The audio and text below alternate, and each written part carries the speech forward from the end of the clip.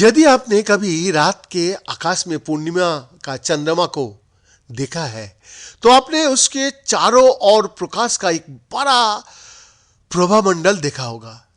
लेकिन ये चमकदार बलय कभी कभी हमारे प्राकृतिक उपग्रह को क्यों घेर लेता है। हालांकि एक संकेत की तरह लग सकता है कि आपको नए चश्मा की आवश्यकता है। ये वास्तव में वायुमंडल में बर्फ का क्रिस्टल के कारण होता है।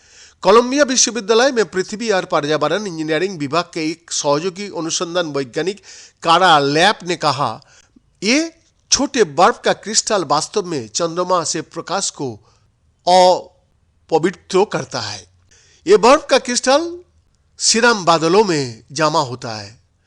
समताप मंडल में शुद्ध बर्फ के बादल जमीन से 31 मील यानी कि 50 किलोमीटर ऊपर है। लैम्प ने लाइफ साइंस को बताया, क्योंकि सिरस के बादल ऊंचाई पर बनने हैं और बनता भी है और काफी पतला हो सकता है, इसलिए आप ये भी नहीं देख पाएंगे कि वहां वास्तव में स्पष्ट बादल है या नहीं। प्रभामंडल हमेशा एक ही आकार का होता है, चाहे आप दुनिया में कहीं भी हो या उस दिन मौसम कैसा भी हो।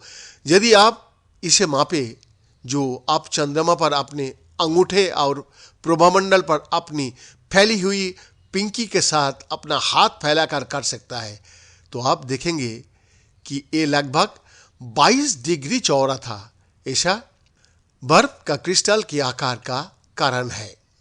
यूके में एक शौकिया वैज्ञानिक फिलिप लाबेन, जिन्होंने वायुमंडलीय प्रकाशिकी पर कई अकादमिक पत्रों का सह-लेखन किया है, उन्होंने कहा अधिकतर उनके पास एक प्रकार का हेक्सागोनल आकार होता है जो इसे पेंसिल जैसा होता है।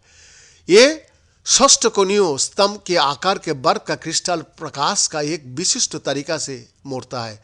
जब प्रकाश पटभुज की 6 मुआओं में से किसी एक में प्रवेश करता है तो वो थोड़ा मुड़ जाता है या अपवित्र हो जाता है।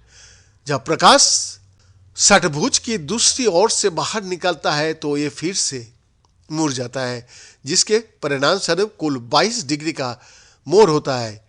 यह सत्य है चाहे क्रिस्टल का झुकाव किसी भी दिशा में हो।